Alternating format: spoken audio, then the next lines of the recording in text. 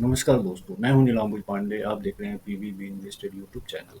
तो आज का हमारा टॉपिक है एक ऐसा शेयर जिस कंपनी को लगभग शहरी तबके के सारे ही लोग जानते हैं। वो है हमारा ज़ोमैटो लिमिटेड। और इस कंपनी के थ्रू शायद ही कोई ऐसा हो जो कभी ना कभी ऑर्डर ना किया हो। तो ज़ोमैटो का जो शेयर है, आज हम उसको start to end proper analysis करेंगे, समझेंगे कि उसका बिज़नेस क्या है, अभी मार्केट में क्या चल रहा है, उसके बारे में सारी डिटेल लेंगे। और क्या अभी हमें, अगर हम फ्रेश एंट्री लेना चाहते हैं तो ये सही समय है।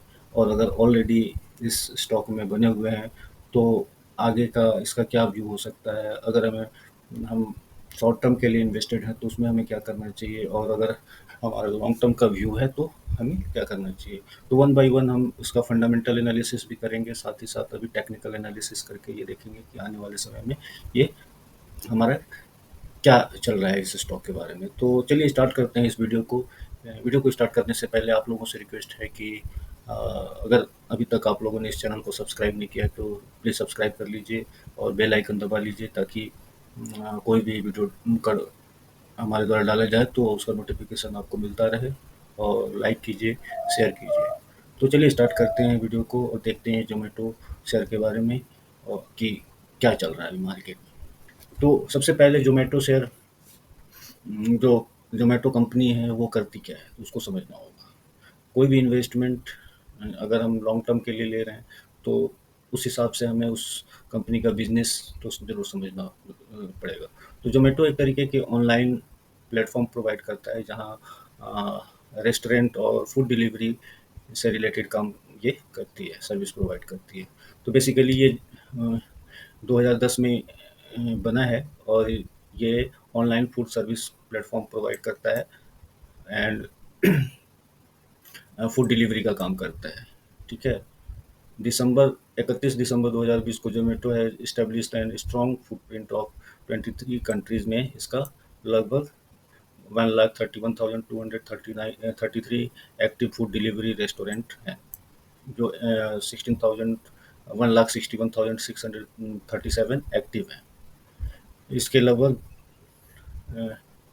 बिलियन कस्टमर्स हैं, 10.7 बिलियन कस्टमर हैं। तो इसका एक बहुत बड़ा कस्टमर बेस तो डेफिनेटली है। अब अगर हम इसकी मार्केट कैप की बात करें तो इसका मार्केट कैप जो है वो हमारा 2,14,500 करोड़ की है।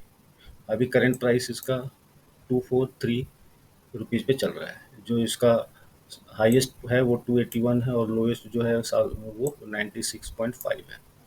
ठीक है। पीई जो है इसका लगभग 356 है, काफ़ी कॉस्टली अभी चल रहा है। बुक वैल्यू, जबकि इसकी बुक वैल्यू 23.1 रुपीज़ है। क्योंकि ये लॉस मेकिंग कंपनी है तो ये डिविडेंड भी नहीं देती है। आर ओ सी 1.14 है, आर ओ ई 1.12% है, फेस वैल्यू इसका 1 है। राइट। तो बेसिकली जोमेटो मार्केट में काफ़ी पॉपुलर है और ये एक न्यू टाइप ऑफ बिजनेस है, तो ज़्यादातर लोगों को ये अट्रैक्ट करता है। आपको याद होगा, लोग कहते हैं एनालिस्ट ट्रेडर की बात मानो, आज से लगभग साल भर पहले ये 46 रुपये पे चल रहा था इस कंपनी में। तो सारे एनालिस्टों ने ये कहा था कि ये इससे निकल जाओ, ये करो वो करो, पता नहीं क्या क्या कहा था। जब हमें किसी भी स्टॉक में एंटर होना चाहिए तब हमें ये लोग ये सिखाते हैं कि हमें बाहर आ जाना चाहिए, और वहाँ पे ये लोग एंटर करते हैं। तो यही है मार्केट की सच्चाई। आज साल भर के बाद ज़्यादातर एनालिस्ट ये कह रहे हैं कि इसका फ्यूचर अच्छा है, ये है वो है, फला है ढिमका है। तो देखिए, समय हर, चाहे स्टॉक कोई भी हो, अगर उस पे कुछ लीगल ऑब्लिगेशन या कंप्लायंस का इश्यू नहीं है, हालांकि ये अभी भी लॉस मेकिंग कंपनी थी लास्ट क्वार्टर तक। चलिए देखते हैं आगे। तो कुल मिला के देखिए, हमें, अगर आप इन्वेस्टर हैं, अगर आप इन्वेस्टर हैं तो आपको समय, टाइमिंग और बिजनेस को बाई करना होता है। तो सोचिए, अगर 45-46 रुपए तक ये शेयर गया था, उस समय जिसने एंटर किया था या किया है, वो आज कितने टाइम्स का प्रॉफिट बुक कर रहा हो। लगभग 5 टाइम्स उसके पैसे हो गए साल भर के अंदर। हमें पता है कि ये बिजनेस का फ्यूचर है, फिर हमें किस चीज़ का डर है। रही बात लॉस की, तो लॉस तो कोई किसी भी स्टॉक में हो जाता है। हाँ, इसका फंडामेंटल थोड़ा-सा वीक था। हम चलिए उसको भी देखते हैं कि क्या है। अगर हम देखें यहाँ पे, ये लगभग ₹50 ₹40 के लगभग में आया था, ये अगस्त 2022 में। आज 2024 लगभग ये यहाँ तक ₹50 के रेंज में था, ये जून 2023 तक, साल ठीक साल भर से कुछ टाइम पहले तक ये यहाँ पे था, ₹50। आज ये 250 लगभग 300 साढ़े पौने 300 के लगभग का ये रेट पा चुका है था। तो अगर कोई भी बंदा फ़ियर में ना आके यहाँ पे, ठीक है, अगर वो यहाँ पे एंटर करता है, स्टॉप लॉस लगाता कुछ नीचे का, और अगर टाइम देता साल भर का, तो उसको 5 टाइम्स का जंप मिल सकता था। कंपनी अच्छी है, उस थोड़ा-सा उसके फंडामेंटल के कारण इसका फ्यूचर है, तो उस कंडीशन में हमें किसी भी डरना नहीं चाहिए, और जो डरना है तो फिर शेयर मार्केट में होना नहीं चाहिए। तो उसके बाद हम देखते हैं कि जो अभी हाल में क्या चल रहा है, तो ज़ोमैटो और ब्लिंकिट से जुड़ी कुछ खबरें अभी सामने आई है, जिसमें ये है, ज़ोमैटो ने ब्लिंकिट में 300 करोड़ रुपए का निवेश का फैसला किया है अभी, और 300 करोड़ रुपए का निवेश किया है। इस निवेश के बाद ज़ोमैटो का कुल निवेश ब्लिंकिट में 2300 करोड़ रुपए का हो गया है। ब्लिंकिट को एक्वायर किया था, पता ही है, अगस्त 2022 में। उस समय ब्लिंकिट का नाम ग्रोफर्स था। ग्रोफर्स एक्वायर करने के बाद वो ब्लिंकिट बन गया। ज़ोमैटो ने अपनी सहायक company Zomato inter entertainment private limited में भी 100 करोड़ रुपए का निवेश किया, जो इसके एडवर्टाइजमेंट और टिकट बिजनेस को संचालित करते हैं, लाइव इवेंट्स वगैरह का। तो कुछ ये न्यूज़ हैं जो सामने आई है। ब्लिंकिट को स्विंग स्मार्ट और जेप्टो जैसी कंपनियों से कड़ी टक्कर मिल रही है। हाल ही में कंपनी ने अपने ऑर्डर को सपोर्ट स्टोर्स भी बढ़ाए हैं। ब्लिंकिट ने अपने स्टोर्स भी बढ़ाए हैं। अभी एक नेगेटिव खबर है कि सरकार ने इन इस टाइप की कंपनियों के लिए एक रेगुलेशन लाने वाली है। रेगुलेटरी सरकार इन कंपनियों को रेगुलेट करने पर विचार कर रही है। ठीक है, तो इसका एक अगेन इम्पैक्ट ज़रूर पड़ेगा अगर सरकार ऐसा कुछ करती है तो। तो चलिए देखते हैं बाकी की चीज़ें कि क्या है, चार्ट पे भी देखते हैं कि इसका एनालिसिस करते हैं, फंडामेंटल एनालिसिस भी करते हैं, देखते हैं कि इसका क्या चल रहा है अभी। तो हमने जैसा कि देखा कि इसका अभी ₹46 के लगभग, यहाँ 46, 53, 50, 52 के रेंज में ये लगभग जून जुलाई तक 2023 तक था। उसके बाद से इसमें एक अच्छा ब्रेकआउट हुआ, उसके बाद से ये पीछे मुड़ के नहीं देखा। तो इसके प्रोज और कॉन्स भी देख लेते हैं। Company is almost debt free है, डेट फ्री कंपनी है। गुड क्वार्टर्स, अभी आने वाले क्वार्टर्स में इसके रिजल्ट अच्छे होने के अनुमान लगाए जा रहे हैं। Company work capital requirement and reduce from 191 days to 46 days. Capital expenditure को रिड्यूस किया इसने, रिक्वायरमेंट सॉरी, कैपिटल रिक्वायरमेंट्स को रिड्यूस किया है, मीन्स वही चीज़ है कि एक्सपेंस को।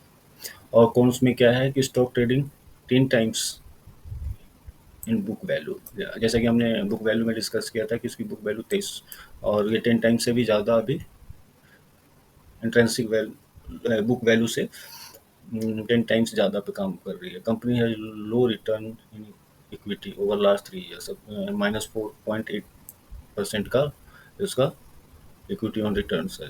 Earning include another income for 902, उसने 902 का अदर इनकम से भी वो किया है, जिसके कारण से इसका पॉजिटिव ईपीएस पॉजिटिव शो कर रहा है। तो ये थे इसके कॉन्स। अब पीयर कंपैरिजन देखें तो ज़ोमैटो का जो पी वैल्यू है इस पीयर से सबसे ज़्यादा है। मीन्स अभी के टाइम में ज़ोमैटो में एंटर करना एक सेफ डील नहीं रहेगा। हाँ, आपको ट्रेडिंग करना है चार्ट चार्ट पैटर्न या टेम्पररी पैटर्न के हिसाब से, तो आप अपने अकॉर्डिंग, वो हम आगे देखेंगे, एनालाइज करेंगे कि क्या अभी कोई ट्रेड बनता है जो शॉर्ट टर्म के लिए, तो वो हम देखें। लेकिन अगर आपको लॉन्ग टर्म के लिए, अगेन यहाँ पे बहुत सारे एनालिस्ट ये कहते हैं कि लॉन्ग टर्म के लिए आपको एंट्री के लिए कोई सोचना नहीं चाहिए, कहीं पे भी एंटर कर लीजिए। वो एक सही है, हर एनालिस्ट का अपना एक तरीका होता है, वो अपने हिसाब से सजेशन देता है। लेकिन मेरा ये मानना है कि चाहे लॉन्ग टर्म हो या शॉर्ट टर्म, आपको एंट्री हमेशा उस जगह से करनी चाहिए जहाँ से अगर स्टॉक में थोड़ा सा डिप भी आए तो आपको बहुत ज़्यादा उसका इम्पैक्ट नहीं होना चाहिए। वेट करिए, सैकड़ों ऐसी कंपनियां हैं जिसमें आप इन्वेस्ट कर सकते हैं, जिनकी वैल्यू प्राइस स्टॉक वैल्यू काफ़ी रिजनेबल अभी भी है। मानना कि अभी मार्केट में अप्स हैं बहुत, और सारे स्टॉक गए गुजरे स्टॉक्स भी अभी बहुत हाई हाई हायर साइड में हैं, बट अभी भी क्वालिटी स्टॉक्स हैं जो जब उनकी साइकिल आएगी तो वो अच्छे परफॉर्म करने वाले हैं, तो हम वहाँ पे भी पैसे लगा सकते हैं। तो इस प्राइस पे हम हमें ऐसा लगता है कि इसमें एंट्री करना समझदारी नहीं है। अगर हम इसका पीयर्स देख लें तो ये सारे इनके पी हैं और ये पीयर्स हैं। आगे हम अगर क्वार्टरली रिजल्ट देखें तो इसके लास्ट 5 क्वार्टर को अगर देखें तो क्वार्टर ऑन क्वार्टर इसके सेल्स तो बढ़े हैं, ठीक है? और एक्सपेंस भी बढ़े हैं। जहाँ ये 2023 जून में ये 24 लगभग, और इसका जो ऑपरेटिंग प्रॉफिट है जो निगेटिव में चल रहा था वो मार्च 2000 दिसंबर 2023 से पॉजिटिव में आया है, और अभी जून 2024 के क्वार्टर में 177 करोड़ का ऑपरेटिंग प्रॉफिट रहा है। Profit before tax to 239 crore का रहा है, और नेट प्रॉफिट जो है 253 करोड़ रुपीज़ का हुआ है, जिसके कारण से जहाँ अभी पीएस जो है वो नेगेटिव में हुआ करते थे, जीरो हुआ करते थे, वो अब थोड़ा पॉजिटिव में आते आते अभी 0.29 रुपीज़ का अर्निंग पर शेयर है, जो अभी भी जो इसका कॉस्ट है उसके हिसाब से काफ़ी कम है। अगर हम इसका सी ए जी आर देखें तो कहाँ पे है इसका सी ए जी आर, आगे देखते हैं कहीं पे हो तो हम उसको देखेंगे, एनालाइज करेंगे। तो उसके बाद हम अगर ये हमने देख लिया, प्रॉफिट एंड लॉस की बात करें तो ये हमने एनालाइज कर लिया। Profit before tax 45 crore rupees का था, नेट प्रॉफिट जो था 6, ये ईयर ऑन ईयर शायद है, यस ईयर ऑन ईयर है। जो इसका प्रॉफिट है वो 602 करोड़ का है नेट प्रॉफिट। तो अगर इसका कंपाउंडेड सेल्स ग्रोथ देखें तो लास्ट 10 ईयर में कोई डेटा नहीं है, लास्ट 5 ईयर में 56% बढ़ा है, और लास्ट 3 ईयर में 82% बढ़ा है, जबकि ये कंपाउंडेड प्रॉफिट ग्रोथ जो है वो 16%, 34% है। Yes, C A G R, C A G R last 10 साल में कोई डेटा नहीं है, लास्ट 5 ईयर में कोई डेटा नहीं है, लास्ट 3 ईयर में 17% है, जबकि 1 ईयर में इसका सी ए जी आर, ये एक पॉजिटिव चीज़ है यहाँ पे देखने को जो मिल रहा है कि इसका सी ए जी आर काफ़ी इम्प्रूव हुआ है। लेकिन इसको सस्टेन कर पाता है नहीं कर पाता है, उसके हिसाब से आगे की इसकी स्टोरी बनेगी। बैलेंस शीट ओवरऑल इसकी अगर हम इस लास्ट ईयर देखें तो इसका इक्विटी कैपिटल 836 करोड़ का था, जो 868 करोड़ का हो गया, और इसके पास रिजर्व जो है वो 19 करोड़ का है, जबकि लाइबिलिटी इसके 23,356 करोड़ के हैं। फिक्स्ड एसेट 6,448 करोड़ के हैं, और इन्वेस्टमेंट वगैरह 11,645 करोड़ के हैं। अदर एसेट्स जो है वो 5,000 के राउंड करोड़ के राउंड है। Total asset 23। तो कैश फ्लो भी इसका अभी 2024 में, मार्च 2024 में यहाँ पे ऑपरेटिंग एक्टिविटीज़ में पॉजिटिव में है, बाकी तो ये दो निगेटिव में है। रेशियो की बात करें तो आर ओ सी रेशियो जो है 1% है इसका। वर्किंग कैपिटल डेज 46 रुपीज़ का है, मतलब 46 डेज का इसका ये वर्किंग कैपिटल डेज है। और इसको जो जनरली कैश कन्वर्जन साइकिल जो है उसका -77 डेज है, जो ये सही नहीं है। अब इसके शेयर होल्डिंग पैटर्न की बात करें तो शेयर होल्डिंग पैटर्न में इसमें ज़्यादातर पैसे जो है वो एफ आई आईज के लगे हैं, जो थोड़ा बहुत रिड्यूस हुए हैं। डी आई आईज 15% के 16% के अराउंड है, पब्लिक में 28 ये है, अदर्स 1.45%। तो नंबर ऑफ शेयर होल्डर्स इसमें कितने हैं? 21,40,942। अब अगर ये सारे चीज़ें हैं, अब हम अगर इसकी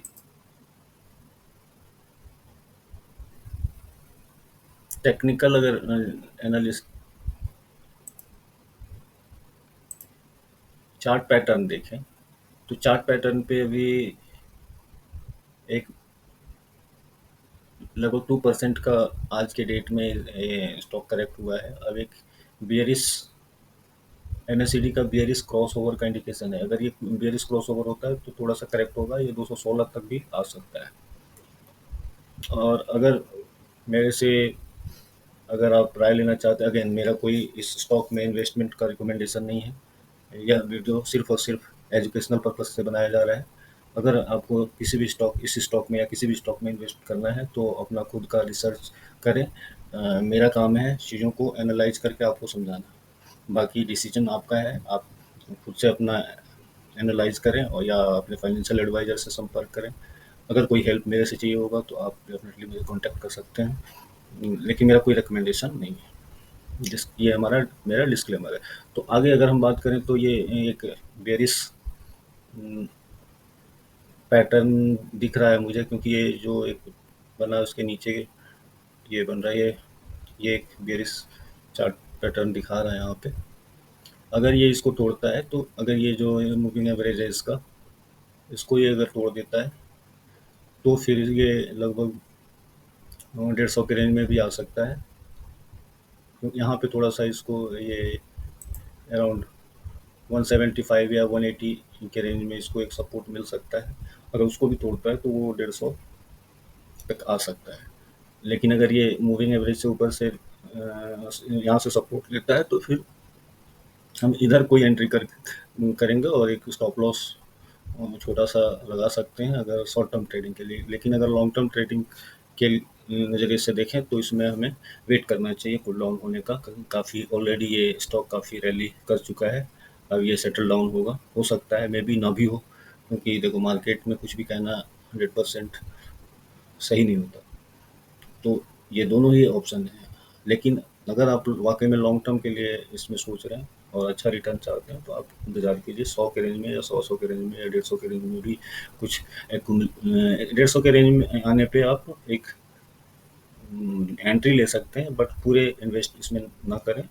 और कुछ परसेंट, मान लीजिए 25% ऐसे स्ट्रेटेजी में 25%, 150 पे और उसके नीचे अगर आता है 100 के रेंज में तो वैसे करके 50% और 100 के पे आने पे फिर 25% करके इस तरीके से आप एक्यूमुलेट कर सकते हैं और आगे की रणनीति अकॉर्डिंग टू दैट आप बना सकते हैं। बट कंपनी का जो टाइप है, जो फ्यूचर है, वो ब्राइट है। अगर कोई फाइनेंशियल ऑब्लिगेशन ये कंप्लायंस नहीं आता है या कुछ इस तरीके का फ्रॉडबाजी वगैरह का सीन नहीं आता तो कुल मिला के चाहे वो थोड़ा बहुत इसका फंडामेंटल तो वीक है, बट धीरे धीरे ये इम्प्रूव कर रहा है। न्यू टाइप ऑफ बिजनेस है तो हर किसी की नज़र पे है। तो और एफआई ने इसमें काफ़ी पैसा इन्वेस्ट कर रखा है। तो ये सारी कुछ एक रिस्की फैक्टर हैं जिसको हमें, लेकिन डीआईए और अदर इंस्टीट्यूशंस ने भी इसमें काफ़ी इन्वेस्ट कर रखा है। मतलब ये आने वाले टाइम में ये अच्छा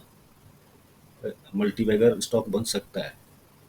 तो ये था हमारा कंप्लीट एनालिसिस जोमेटो शेयर पे। आप लोगों को ये एनालिसिस कैसा लगा प्लीज़ कमेंट बॉक्स में ज़रूर कमेंट कीजिए। और अभी तक अगर आप इस चैनल को सब्सक्राइब नहीं किए तो प्लीज़ सब्सक्राइब कर लीजिए और अपने लोगों को शेयर कीजिए। अगर कुछ फीडबैक हो तो ज़रूर बताइए। मिलते हैं नेक्स्ट वीडियो में, तब तक के लिए आप सभी को बहुत बहुत धन्यवाद। अपना खूब ख्याल रखें।